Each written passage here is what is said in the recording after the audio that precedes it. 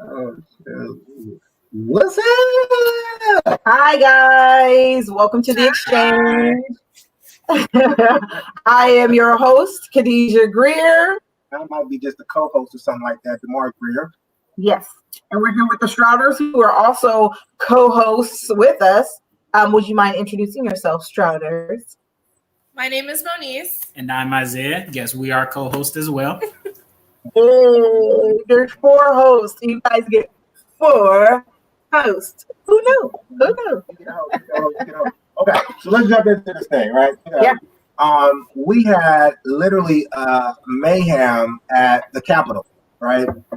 Everybody's talking about it. So we really wanted to jump in this thing and speak a little bit about that, right? What do you guys want to talk about first, though? Well, first of all, I just wanted to let people know that we'll be showing here live on Sunday evenings. Right now, the show is going to be running at 7 p.m. We may move it up, we may move it back, depending upon the time restraints that we have. But it'll be around 7 p.m. So just stay tuned. Look out for blurbs that will tell you what the exchange event will be for this week or the week that's upcoming. Today, we're talking about Capitol at the Mayhem. Mayhem at the Capitol. We're talking about terrorism. We're talking about domestic terrorism. We're talking about white privilege. We're talking about Blue Lives Mattering. We're talking about Black Lives Mattering. We're talking about Antifa. We're talking about murder. We're talking about suicide. We're talking about insurrection. We're talking about senators and congressmen and presidents that aided and abetted and called for this. And we want you to talk about it too. Make sure that you comment in there, and we'll pull your comments and put them on the screen. We may answer your questions or speak to what you have to speak to. All right, question number 1. Question number 1, sir. The first question was, why was there no security at the Capitol? That's a good question. That's $1 million. No security at the Capitol, right? We're talking about now. I mean, like literally nobody. Well, actually, there was a couple of people, but they were like dormant. That black man was running. Oh yeah, he was running. Yeah, I saw him running. It was a couple of people behind the door holding the door too. It was a couple of people. He had a baton, so I'm not He sure. had the baton. I saw the baton, and the other ones looked like ushers. Like they was just like, "How many you got? Okay, come on. Right, we got room for you in the rotunda." Right. What do you guys think? Why no security, Isaiah? I don't even know. I don't get. One, that's supposed to be the most secure building in this nation. How do people even get in there? That's the real question. I feel like the better question would be what places had better security, and then we can go down that list and maybe we can get through this a lot faster. Okay, you can't walk out of Target with a can of peaches. What do you say? A can of peaches. Okay. DD's, Ross, TJ Maxx, Walmart. Walmart. You can't even get deodorant, okay? But y'all can walk up in the Capitol? Right. I saw this one meme that said that black hair care products at Walmart is more protected than the federal Capitol. That's a fact, though. That's a fact. That's a fact. They literally got landmines in the hair care product section. I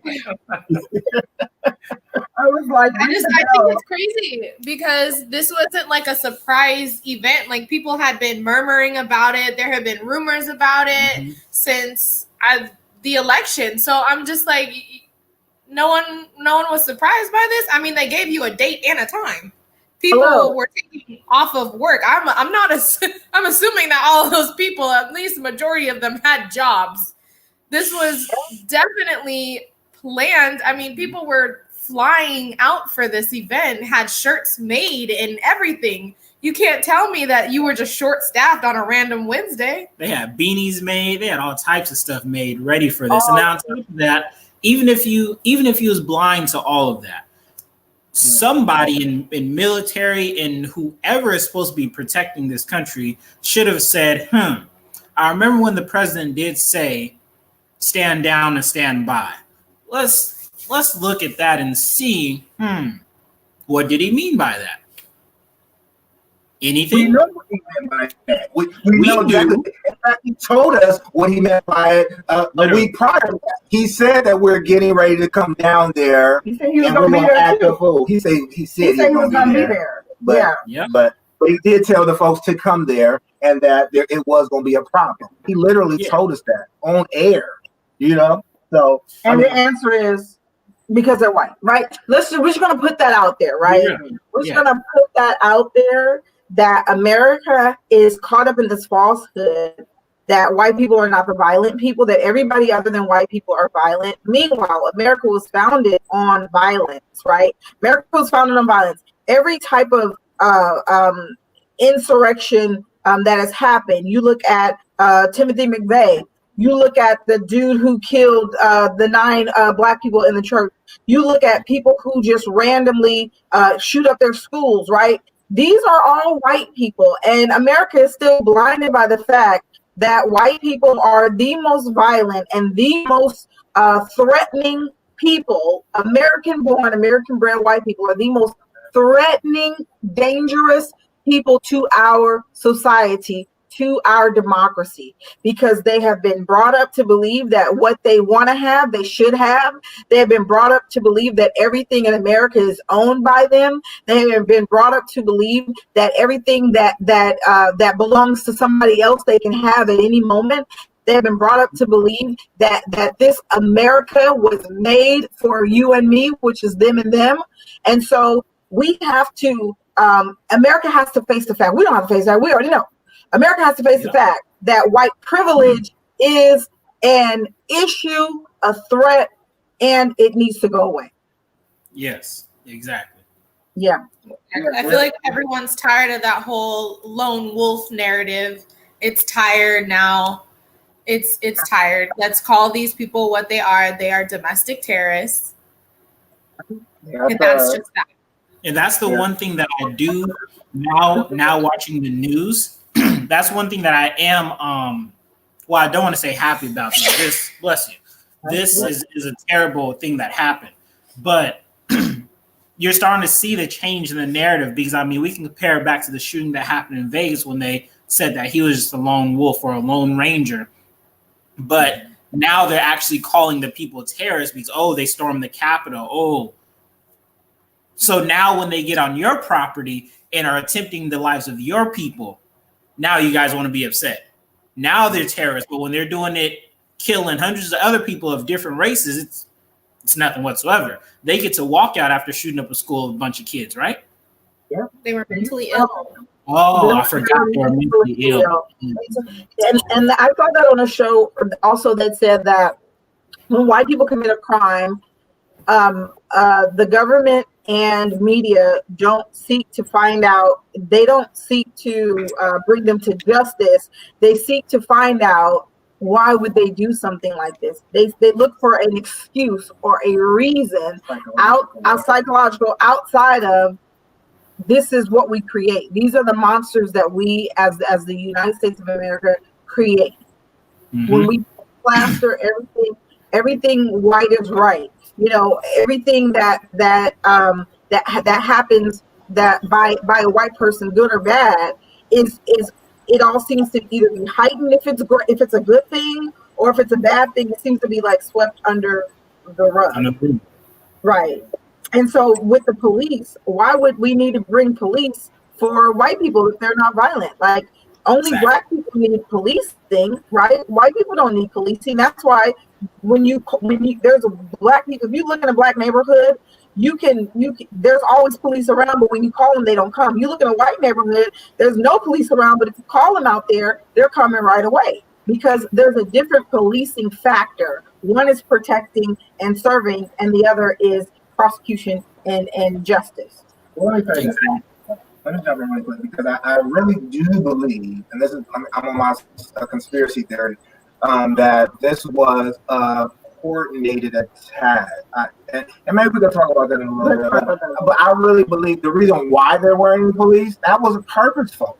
Okay. There was a reason why there were not police. Yep. So let's talk about that. But let's first talk about why there is a billion police in the hood, or why there's a billion police at every Black Lives Matter peaceful protest versus this insurrection at the Capitol?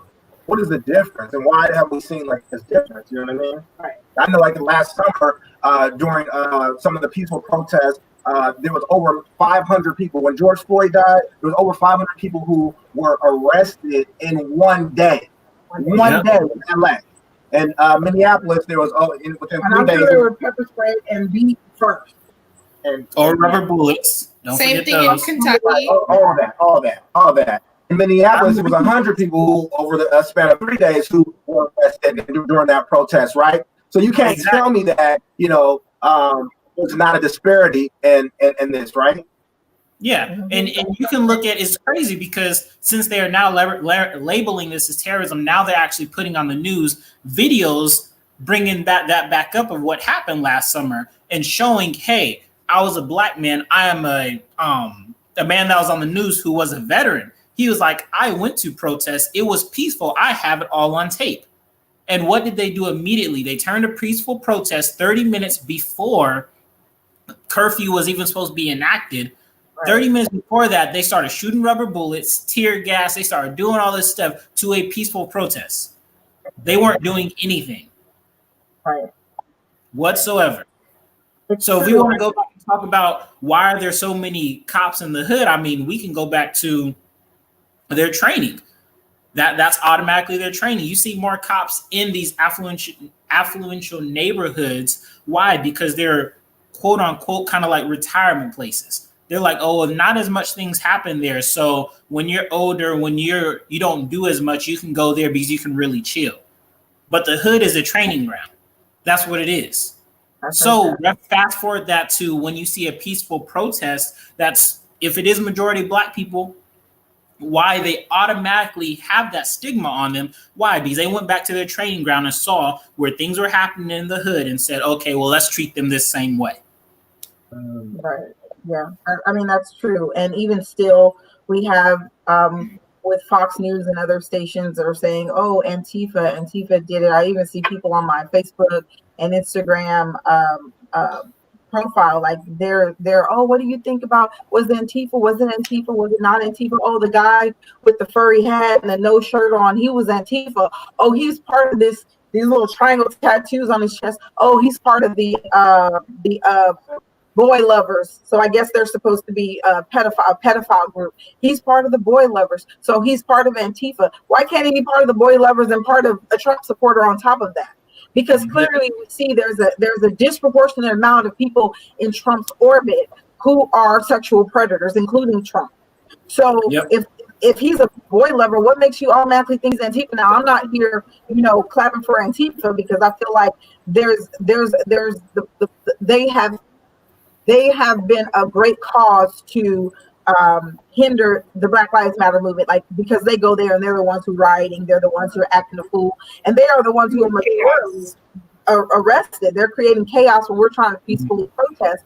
And so now they're trying to say, oh, they're over here. No, you don't need Antifa on your side for anarchy. You guys are already anarchists. If you go down to the Capitol building where your government is having a session, a lawful session that they are supposed to do based on the Constitution, and you're trying to hinder that, that's already anarchy. You don't need Antifa there. You got your 1776ers. You got your Make America Great and Keep America Great. You got your Don't Tread on Me's. You got your blue line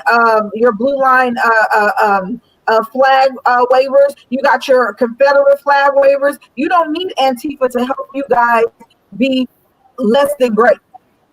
That's all on you, right? Yep. I know Mo wants to talk about the Blue Lives Matter. Let's go, Mo. What you got on that?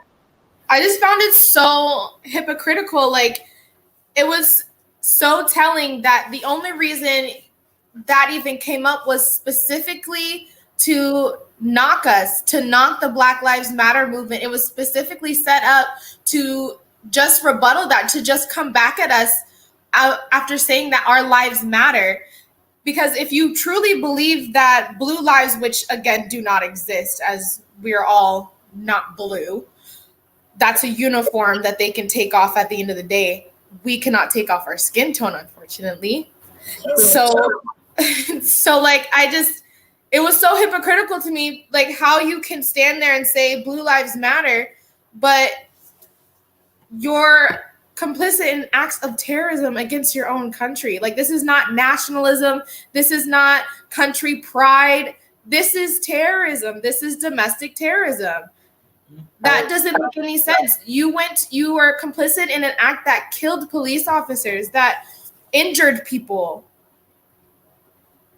So what does that actually mean? Well, it means to them patriotism, right?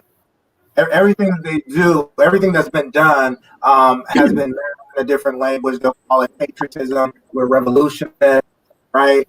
But as soon as the tables are turned, which is what we're talking about, the other side, or Black Lives Matter, those are thugs, right? Those are they're terrorists. Those are the terrorists. For sure, they're terrorists. Right? What was really sad, though, was that they still, after all of this, we still had, 138 Republicans that were still willing to overturn the vote. The states' rights. These are federalists. These are people who love states' rights, right? They champion states' rights, right? Because states' rights, the big fight for the Civil War was states' rights, right? So states' rights, we should have states' rights. Of course, the right was to own slaves, but states' rights. But when states brought in the votes against your guy, now all of a sudden you don't want states' rights. You want to overturn states' rights, and now you want federal to trump it. But you're not big government, right? Conservatives, Republicans, you're not big government. You're not federal. You're state first, right? So how dare you now say that you don't want the states to have their rights? It's because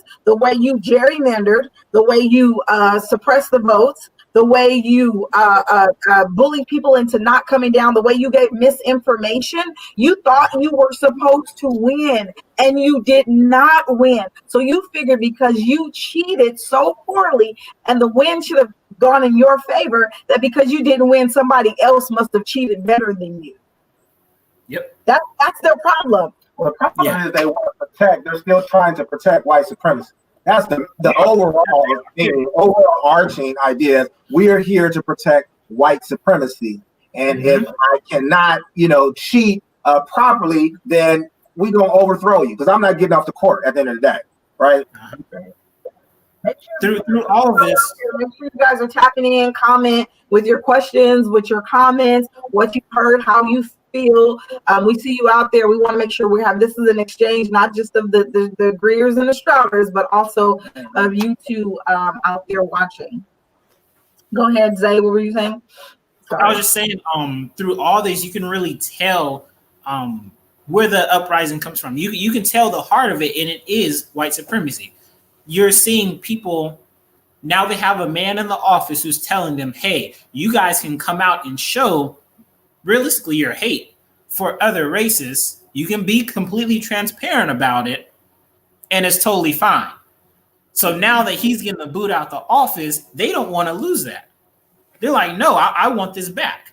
And that's evident because you saw the man holding the Confederate flag walking through the Capitol. Right. If that is not a symbol for hate, then I don't know what is.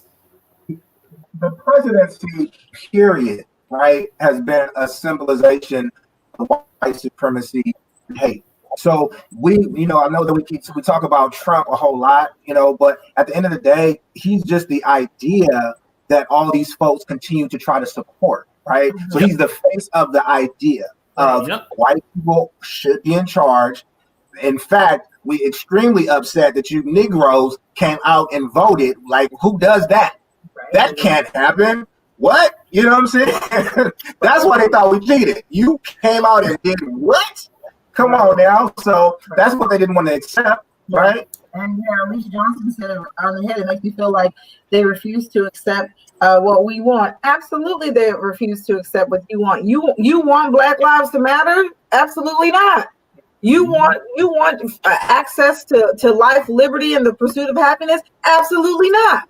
You cannot have that. You want to sit in the highest offices of the land and govern the people accordingly? Absolutely not. You want to be wealthy? You want to create generational wealth? Absolutely not. Of course they don't accept what we want. Of course not. And that's just simply equality. We're not even looking for revenge. We could have been did that. While we cooking for all y'all, could have been poisoning all the food, but we didn't. But we don't go that route. Why? Because Mrs. Obama, she didn't have to say when they go low, we go high. We've always gone high. We've always gone high. The sit-ins were high. The peaceful protests are high. We've always gone high. We don't go low. So that's the problem. When it comes down to it, in all honesty, we don't need you to allow us to do anything. Just leave us alone. We can take that all the way back to Black Wall Street if we want to bring up history.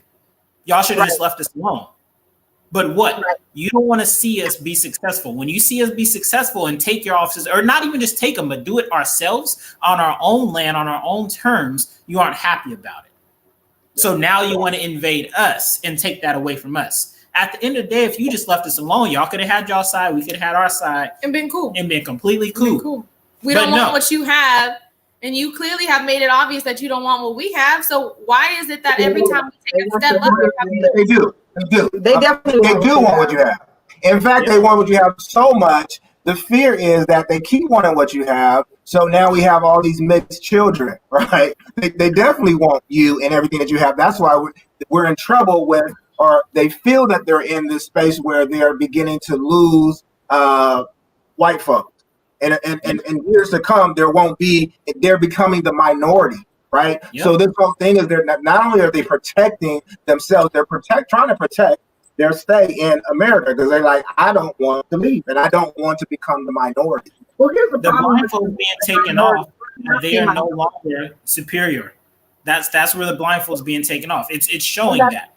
That's true. And just like Charles is saying, that they continue shifting the narrative to cloak white supremacy objectives. Absolutely. They continue to do that. We already know that anybody who is paying attention enough knows that this is what they do, right? And so we have a situation where there is white people who now are against the white supremacy thing, right? And so how I feel about the situation is we let white people handle white people. Like, at the end of the day, we don't need to be down at the Capitol. We don't need to be down in Sacramento at the Capitol. We don't need to be in none of those little protests that they got going on. Let the cousins do with the cousins, and we'll stay over on this side, and then you let us know how that works out for you. Because at the end of the day, if all said and done, the turn is going to be on you. If you go down there, just like that Black woman who was just walking from work home past the Capitol, and they attacked her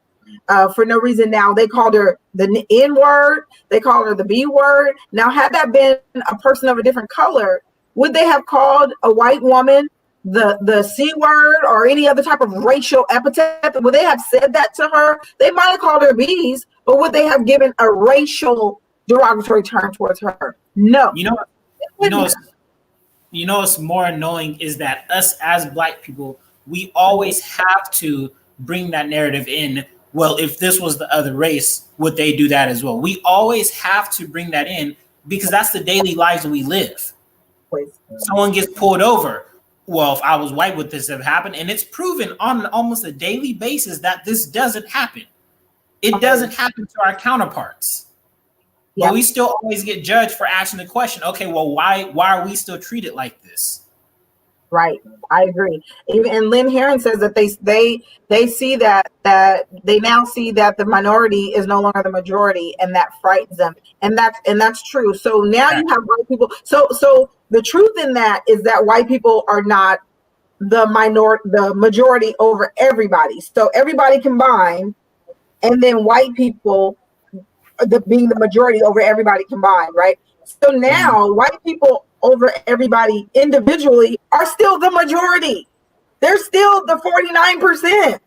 And everybody else has to share a piece of the 51. Like, they're still the majority.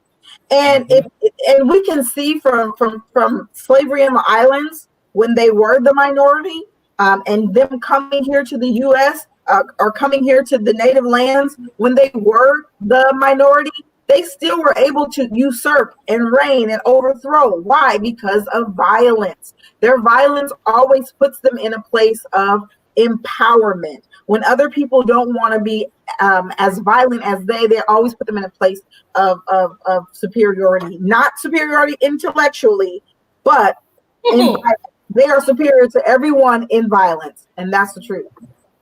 Before we end this, let's give our viewers an answer to exactly what you're talking about. Why throughout history they have always been superior in violence. Let's give our viewers an answer and say, okay, well, since they have been, this has been proven in history. Okay, what can we do as a race, as Black people, to educate ourselves in the things that they are so educated in whichever way? Right. Or educate or be okay with not having that type of information. Because the thing about it is that, do we want to be the oppressor? Do we want to be the usurper? Do we want to be as violent as white people? Centuries have shown us that we do not. Can we? Absolutely. You look at Hannibal. You look at Shaka. You look at Nzinga. You look at our kings and queens who have held the line against great armies like Napoleon, and you can see that we have the prowess, we have the tacticians, we have the strategies in order to do that. But we choose harmony, we choose unity, we choose other things to cultivate knowledge, information, exchange to cultivate. We choose to having fun, keeping our joy, holding our peace. We choose those over violence. And so do we want to have the things that they have and do what they do? No, they want what we have. That's why they are always watching their back. There's an African proverb that says the most paranoid person in the room is the one to be watched, because they're thinking that everyone else is evil because of the things that they that pops up in their head. Meanwhile, it's them that have those thoughts. So they're the ones that need to be most watched. It's not the other people that they fear. You know? Yep. The most paranoid one in the room is the one that needs to be watched. Something like that. Something like that. In modern terms, watch out for the quiet one. No, in modern terms, watch out for the one who thinks everybody's after them. So the conspiracy theorist, all those conspiracy theorists that are thinking everybody's after them, no, that's what you believe in. That's your heart. And you're reflecting that on other people. Your heart is that you would be after this person if it was you.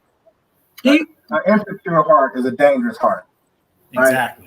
That's very insecure. That guy said it. Breeds danger. That guy said it. Yeah. He's the African, but he's the African proverb guy. He's the guy who says that. He's the African who says the proverbs. So lastly, right? Well, even to answer your question, really, because you had asked a question, right? For viewers, for ourselves, right? We don't have to assimilate or be like anybody else, right? But there is a kingship that we have to step into ourselves, right? Like there's we talk a lot about financial literacy, right? We talk about just learning skill sets, right? Not having to being business owners, right? Learning to do for ourselves. And this is not something that's brand new, because we have Black Wall Street, and Black Wall Street is not the only, was not the only affluent community. Let's just keep it real, right? So we have these different, and I know plenty of Black businessmen and women right now, right? But we have, I think, for those who do have that knowledge, an opportunity for one, but also a duty, because we are village people, to share that information, because that's the wealth that will breed wealth in generations to come. That's what's needed right now. You know what I mean? So why go over there fighting? Why, the white cousins is fighting with white cousins and all that good stuff? We can be still over here, improving legislation, understanding your laws, right? Regulations, things of that nature, knowing how to vote, right? But also be building on ourselves, building businesses, right? Working for ourselves. We don't have to assimilate. Exactly. And if we don't know that we need to be uniting right now, right now, woo, this is the time right now. This is the time, real. I still say, because you talked about conspiracy theorists, I still say that this was definitely organized plot to take to white. This was a coup. I'm telling you, this was a coup. Maxine Waters that was online with the chief police for over an hour, right? And she was going down. She had this interview with Roland Martin. She was going down a line of questioning that she had for the chief of police and whatnot. This was a straight setup. If you don't believe me, man, just watch for the movie to come, right? I swear to God. There ain't no way in the world the man whistle blowed that and said that all these folks was coming down here and they had nobody there without any gear, without any backup, did not allow the National Guard to come, denied the National Guard to come. Man, no way in the world was that. But didn't that lady, the black lady, she drove into the gate she drove near the gate or something and they shot her and they killed her. She just drove near the gate. Something happened at the gate, and they got her for that. Because she was too close. I didn't hear about that one. I know that there was 5 or 6 people. There was 5 individuals that died and 1 police officer. Or 2 police. Oh no, this was like months ago that had happened. That she had been.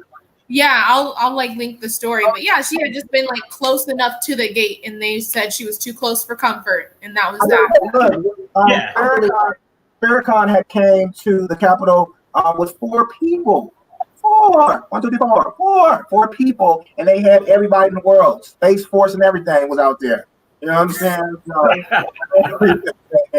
They had the whole mob out there ready with 4 people. Right? This was intentional. This isn't new. It was intentional. It was definitely planned. We saw that it was planned throughout Trump's tweets. We saw that it was planned. If you go to any message board, you'll see the activity. You'll see the people wanting to overthrow the vote, overturn the government. I say, stay woke, Black folk, okay? Yes. Stay woke, Black folk. Holly Pearson says, thank you for speaking up. I just want to lastly leave you guys with this. James Baldwin said, to be a Negro in this country, Black, Moor, Hebrew, whatever, fill in the blank of whatever you call yourself today. To be a Negro in this country and to be relatively conscious is to be enraged almost all the time. Mm-hmm. And I do want to add on before we do close, since we do agree that this was set up, let's think about it in 2 ways. It was either set up to where they allowed them to come in. On the flip side of that, it being set up for them to allow to come in could be a power move for them. Could say, hey, look at this white supremacy. We have this power move. We can get into the Capitol. Hey, if we come for you, be scared. So as Black people, remember that. As Black people, remember that. Let me tell you why. Now, to add to the conspiracy, they sprinkled a few intelligent agents from different countries. Did you know the boy in bed was about everybody? You know, the boy is a whore. He in bed with a whole lot of folks, right? So he's in bed with a folks. And I'm telling you, I think I seen two dudes from China and a dude from Russia. You know, up in the Capitol. I seen them. And Nancy Pelosi's desk. Did they have their I think they were stealing a laptop and a couple of cell phones. But no, really, they did take some laptops, right? Those laptops were stolen and some information. Like, literally, like that could have been any, you know what I mean? That was crazy. It was a setup. That was a setup. And then on top of that, with them evacuating, why are you going to leave precious documents? Why are you going to leave things like that on your desk? Like, I get, okay, they didn't have drills. Exactly. They didn't have drills like we have drills in high school, at work. It's no only important. We only have to have active shooter. My drill at work says leave everything. Yeah. They told me to leave my cell phone in my purse. I ain't leaving either one of them because I need to call somebody while I'm driving in my car. My keys is in my purse. I need to get wet. Yeah. All your stuff gonna stay here. I'm leaving computers open. I'm leaving all the information open, but I'm taking my stuff and I'm going. I was saying the same thing. I wasn't leaving my new JanSport, bro. I get one once a year. I'm not leaving that. I'm taking my Jans. I'm taking these pencils. I don't know if I bought them. I'm taking these pencils too because it's the good little clicky ones. I'm taking all that and I'm out. Y'all can leave your stuff. Y'all done. If there's a fire, your stuff gonna get burnt up, not mine. My mom ain't gonna be mad at me for losing my new backpack. I'm gonna leave it and I'm filing claims. Okay, I'm gonna leave it and I'm filing claims. Like, yeah, girl, that was looking Kate Spade. I need that back. Hey man, Zay said he's taking a mechanical pencil, but go ahead. Yeah, taking them all. Well, you probably got a whole bunch at your house right now. Anyway. from work. Anyway, Don't you do man, that. Yeah, it was a pleasure chatting with you guys tonight, man. Great exchange. Great exchange. We will be back next week, same time, Same time, place. same place. See you then. Bye, guys. Bye. Bye.